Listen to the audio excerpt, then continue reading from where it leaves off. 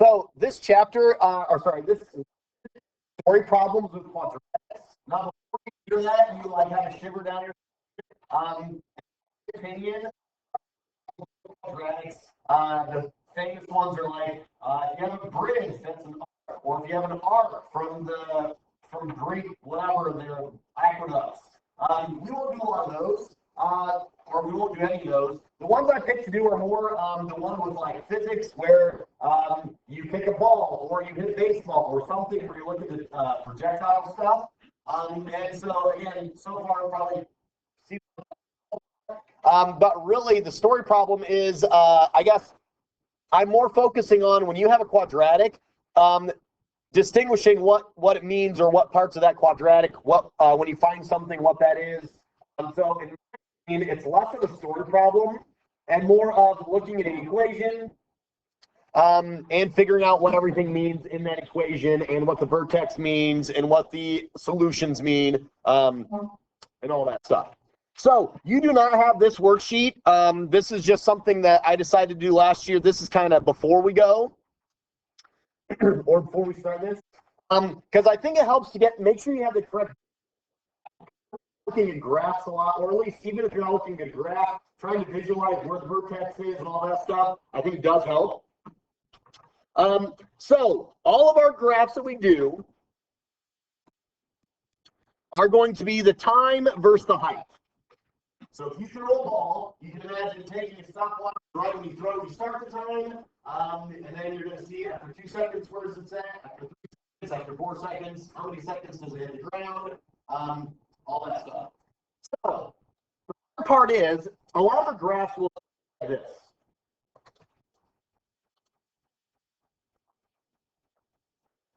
So the problem with that, and actually the good news is, even if you think of it this way, it's not really that big of a deal, but a lot of people visualize it like this. This person's standing right here, and they throw a ball, and that ball goes up, and then comes down and lands way over here. You're close, and again, if you visualize it like that, you'll probably still do okay. But the difference is, this is not distance, this is time. If you throw a ball to your friend that's over here 50 yards away, that's going to be a different graph. That's going to be the height versus the distance. How high the ball is compared to the distance it travels. So this graph could actually look the same if you just took the ball and you threw it straight up in the air. And a good way to think about it is, and I was trying to get good examples of this yesterday, but if you think of the, you guys hopefully have all seen the Richter scale things with earthquakes, where there's this big thing that turns, and as it goes, there's a pin that goes like this and goes up or down, or the thing that you have on your heart monitor where it goes up and down, and then you flatline and you're dead, and ER happens. It's the whole thing. It's kind of the same thing. So if you think of the time starts,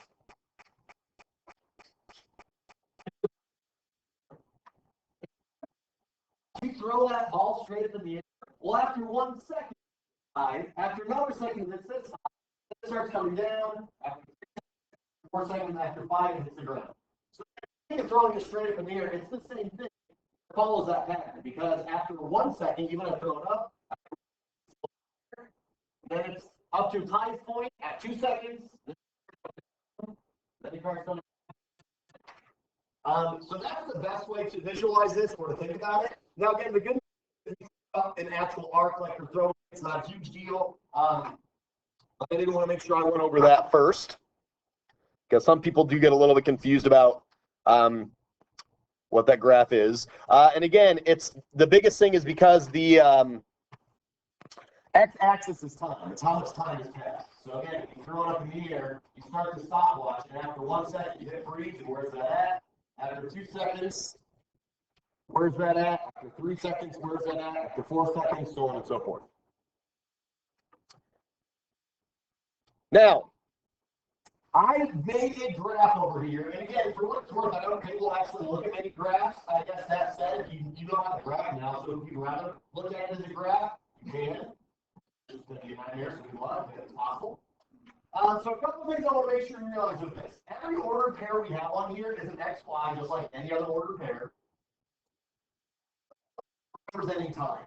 So if you talk about how far you went over, or if you have an ordered pair anywhere, yes, seconds have passed.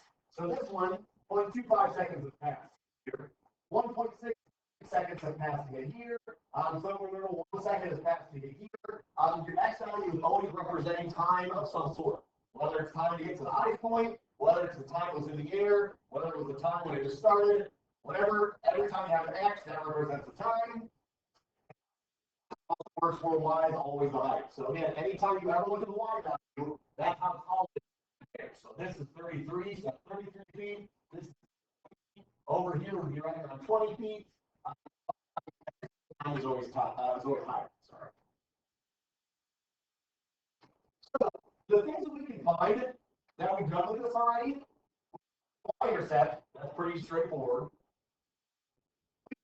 Text and access the symmetry, and we can find the solutions. We use the quadratic formula for that. So they will give you a formula, and you'll be able to do the same thing you've always done. Find the axis of symmetry, plug in and find the vertex. You can use the quadratic formula to find the solutions, and you can find the y-intercept. All those three things are going to answer some of these questions down here. Last, how tall is the building? So I said how tall is the building. How tall is it at the very beginning? So if you have somebody that's throwing a baseball, how tall is that person? So it doesn't start at 0. On the worksheet is somebody kicking a football off the top of the building. There's one where someone's throwing a ball off the top of the cliff. Wherever it is, we'll be able to how tall that original spot is before he throws it. That's always your y-intercept.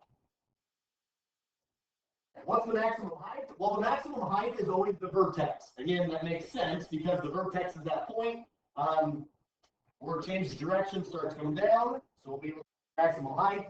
How many seconds to get to the maximum height? Well, again, the vertex is an ordered pair. How many seconds is the X value?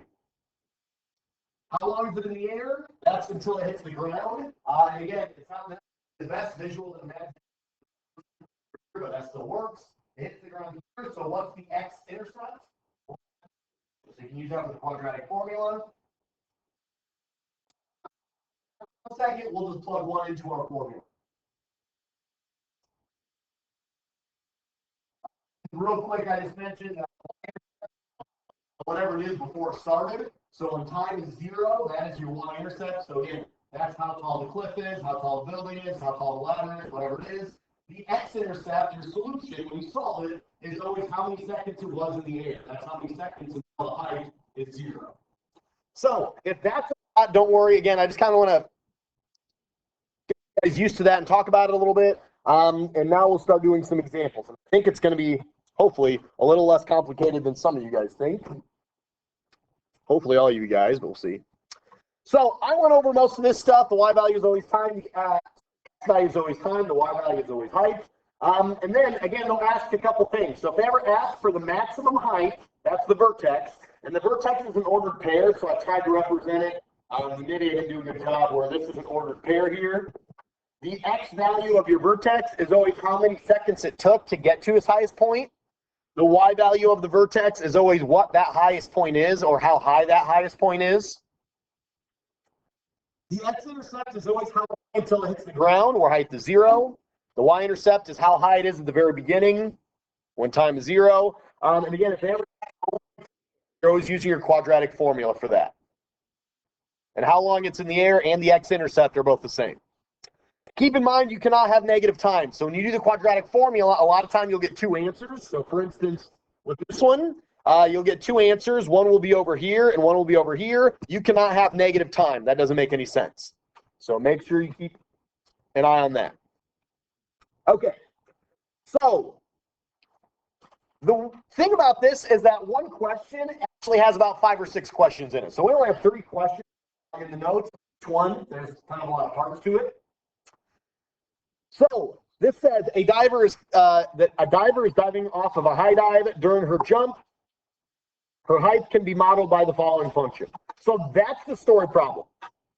Then it gives you this function, and that's all we're going to use. We actually don't care, honestly, not to be offensive to whoever this diver is. I don't care that they're jumping off of anything. I don't care what their status is. I don't need any of that. All I need is that formula.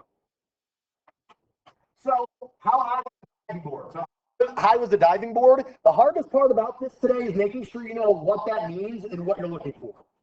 So if it helps you, sketch up a graph quick.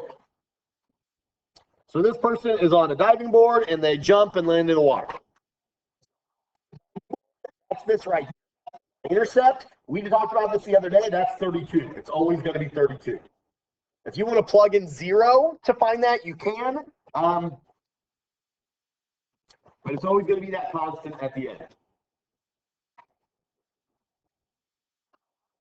Board, how high is the building, how high is the ladder? Again, that's always going to be your y-intercept. How high is it before you even start? Now the next one, how high did she jump? Now I will say, if you're ever confused, because I don't want you to miss a problem. How high did she jump? They're asking what the highest point is. So the highest point would be up here. That's the vertex. And again, I hope you guys can understand that. When someone jumps, they go up, then they get to the vertex, and they start coming down. That's the highest point they're going to be. So we need to find our vertex. Some big numbers, we have 16 and 32. Don't make it harder than it is. It's a calculator problem. So if we're finding the vertex, the first step is finding your axis of symmetry, just like we did yesterday. Like B is 8 over 2 times negative 16. That's negative 8 over negative 32. If you put that in your calculator, negative 8 divided by negative 32 is positive 0.25. Now, that's really weird. We got a decimal, except for that this is a real-life situation, and so, yes, decimals do happen. And don't make it harder than it is. Again, we're putting that decimal in our calculator. So this is not our answer yet. That's the x value to our vertex. We need to find the y value now. Get into your equation here. So negative 16 times 0.25 squared, 8 times 0.25 plus 32. And again, just like the other day, I highly recommend just putting that in your calculator. So negative 16, parenthesis, 0.25, parenthesis squared, plus 8, parenthesis, 0.5, parenthesis, plus 32, gives me 30. So my vertex is 0.25 and 33. Now here's the deal. I know it's a little bit of a bummer that to find the vertex, you have to find the axis of symmetry first. But keep that in mind, remember that, because we'll probably use that later. How high did she jump? Remember, the y value is always the height, the x value is always the time in the seconds. So 33. So she jumps up and starts coming down. If you want to know the maximum height or the highest the ball goes, the highest the jumper goes, the kite goes, whatever it is, that is the y value of the vertex.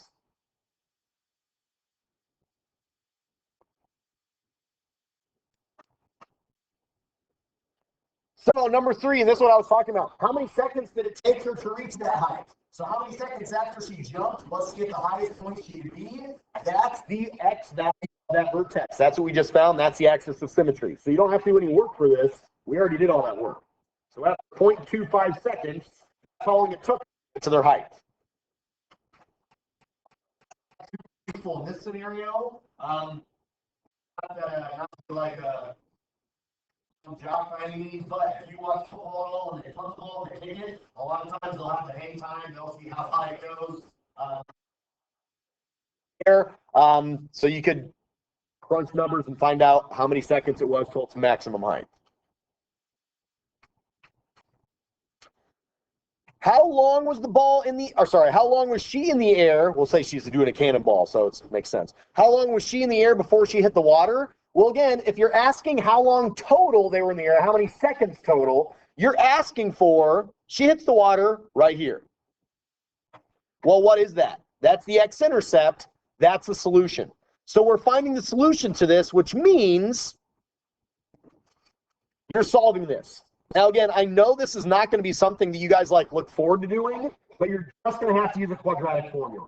If you want to try to factor, it won't work. Be able to factor, but for the most part, with a real life situation, it's going to be a lot easier to just punch numbers in your calculator. So equation was negative 16x squared. You don't have to rewrite this if you can see it. I just can't see it. Scroll down. So, A is negative 16, my B is 8, my C is 32. I know that a lot of you guys don't like the quadratic formula, but again, it's bad because it's time consuming. It's not that hard because you can use a calculator now. So, negative B plus or minus the square root of B squared 4 times A times C all over 2 times A.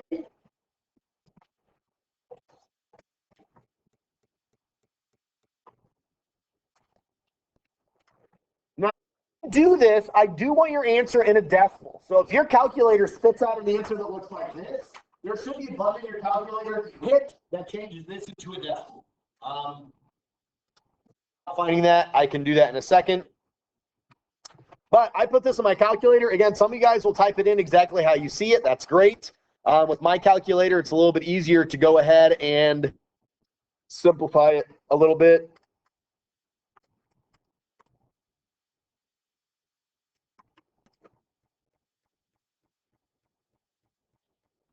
So this is where I put it in my calculator. Again, you don't have to. You can put it that first equation if you want to. But for me, I like to simplify it a little bit. So I have negative 8 plus square root of 2, 112. And then I divide that by negative 32. That gives me negative 1.19. Try to round to 2 decimal places, please. If you only go to 1, I can live with that. But obviously, if you round to the nearest whole number, that's a little bit of a problem. Then I go back and I change that. Negative 8 minus the square root of 2, 112. That answer divided by negative 32 is 1.69. So those are the 2 answers I got. How does that make any sense? She jumps off the water twice. She jumps so hard she skipped across the water. No, you can't have a negative time. That doesn't make sense. She's such a good diver that she jumped so high she went back in time. Sounds like a terrible Hallmark movie to us. She falls on the rich guy in the middle of town. Rich until the middle. Anyways. So your only answer has to be that positive. So this person jumped off this high dive and was in the air for 1.69 seconds.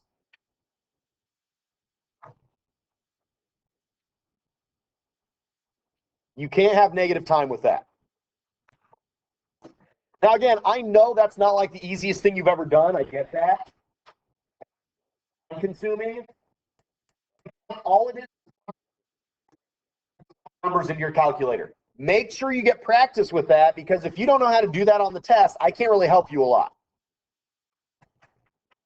A good question on the test is, hey, Mr. Stefan, I plugged this number in my calculator and I got this answer and it doesn't really look right. I can help you with that. A bad question on the test is, Mr. Stefan, I don't know how to put this in my calculator. Depending on how nice you are, maybe we'll still help you, but probably not. 'Tis the season, but probably not. The last one, and I would say the easiest one, the ground after 1 second. Now again, 1 second time x value.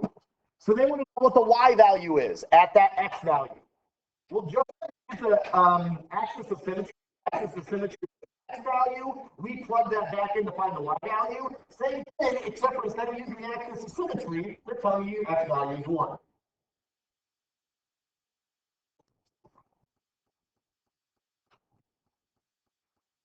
So all you need to do is take your equation and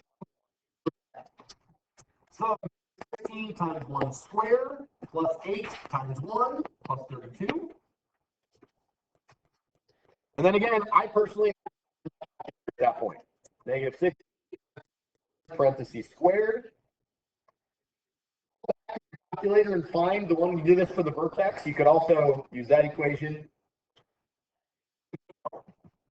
So 20 for 1 second, she was 24 feet off the water, off the ground.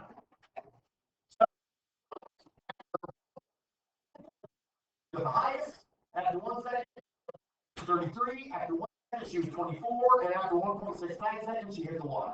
I'm assuming it's water.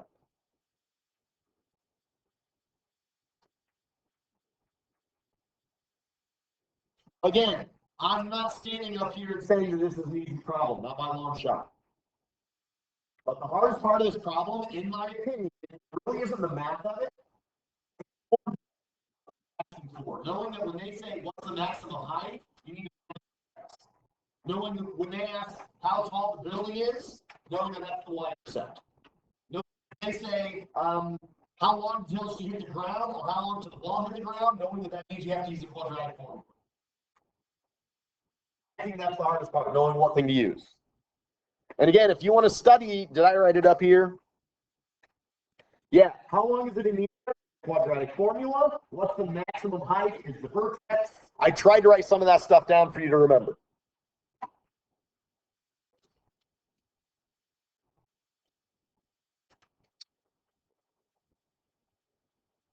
We'll do one more of these, and then we'll see. We might skip that last one just for time purposes.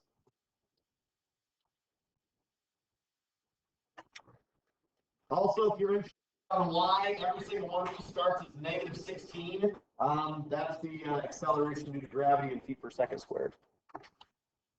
If you take physics, it'll be in meters. I think I should follow it up with. I'm never sure about just about anything. Okay. So I went to play top golf for the first time. That's all I've ever played top golf. Hypothetically speaking. Ball and wrote the function to represent height after it was hit. This was the function. I had never done top golf, but if I did it, this sounds like something I would do. So again, I give you this scenario. But this scenario, again, it's hard for me to even think that this is a story problem because really we're just working with that formula. I can almost tell you, I can almost give you that formula and just say it's the distance in the time and then you can go from there. The only reason I give you a scenario with it is so that I can give you the real life questions. How high was I off the ground when I hit the ball? How high did I hit the ball? Maximum height. So how high was I off the ground when I hit the ball? At top golf, that is 20 feet. I will tell you, I try to go out of my way to do problems that are at least somewhat realistic. And obviously, this is not because I don't like to play top golf, but as in, I didn't make top golf 455 miles above the ground. 20 feet. How high did I hit the ball? Now, this is where, if you're at all confused, when it says the ball, if you aren't sure if that means how high was I when I hit the ball, or how high did the ball go, don't ask me. Again, I don't want you guys to miss problems just because you didn't understand about that. If you missed the problem, I want it to be because you don't understand. You don't do the math right. So how high was I? How high did I hit the ball? That's so again, you're going to do the axis of symmetry and find the vertex. Now, if you want to, you could look ahead. How many seconds did it take to reach that maximum height? So this one actually is the axis of symmetry. So you could find that first. Doesn't make any difference. You don't have to do any formulas twice. So formula for axis of symmetry in number 7. You don't have to do. I'm going to do with number 7. It's consistent. So that is B over 2 times A. Do it again. 2 in this problem. So that's negative 8 over negative 32.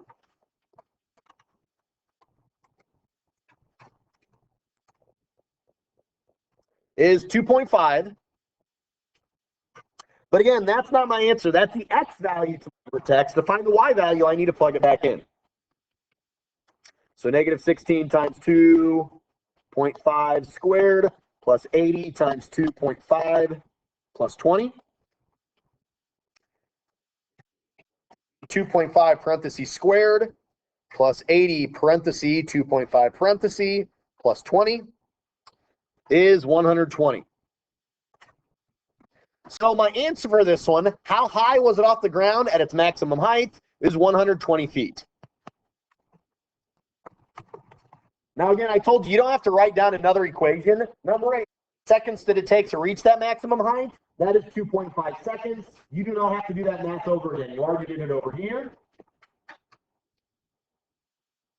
Vertex is technically, if you want to write it out, is 2.5, 120. And again, the x value is how many seconds it took to get to that height. The value is that height. So it's the maximum height. Ball in the air, again, same thing. If it's how long total, you have to remember that formula. Especially, again, I'm not saying math is easy, but I think the hardest part about this, at least the new part, is making sure you remember. If it's how long it's in the air, that is the quadratic formula. So my A is negative 16, my B is 80, my C is 20.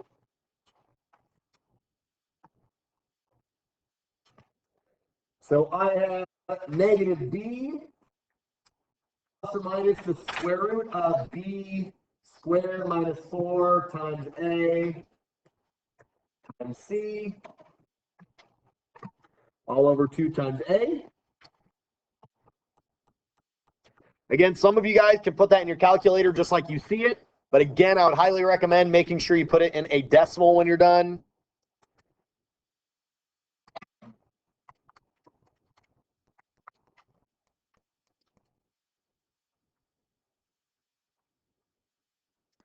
So I'm getting negative 80 plus or minus the square root of 7680 over negative 32. And again, that's where I put it in my calculator. You don't have to, but the way my calculator is, that's kind of the easiest place.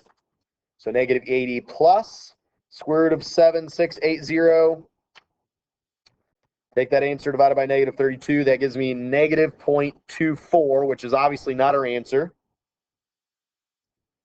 Negative 80 minus the square root of 7680, then divided by negative 32 is 5.24. So that's the answer, 5.24 seconds.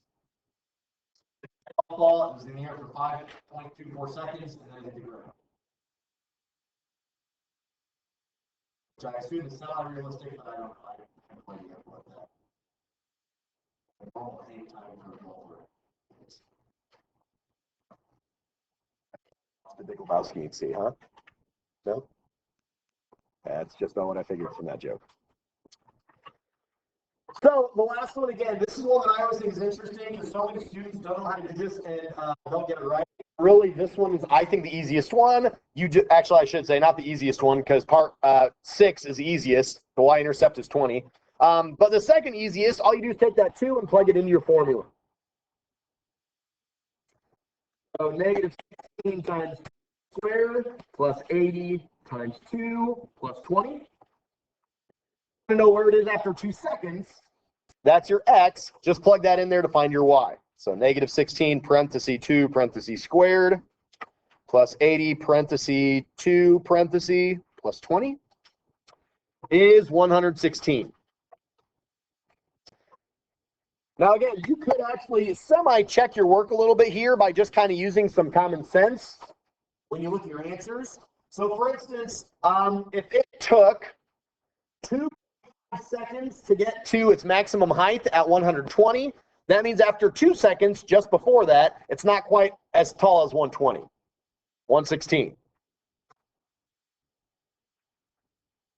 So again, if you accidentally did this one wrong and you got 150, that doesn't make sense because I said the height, the maximum height is 120. How can it be higher than that before it gets to that point? Okay. I'm going to say let's go ahead and skip over this one. I would rather give you guys time to work on your worksheet. The homework check today is not a win homework check, so why don't you go do the worksheet first? The answer key's up there. The homework, or sorry, the worksheet's very similar to the test, where there's, I think, one question that asks all of them, and then there's 2 questions that only asks about 2 different one of these things. So you don't have to answer like, it's 3 questions. It's not actually 15 parts. It's only like 8 or 9. Makes you feel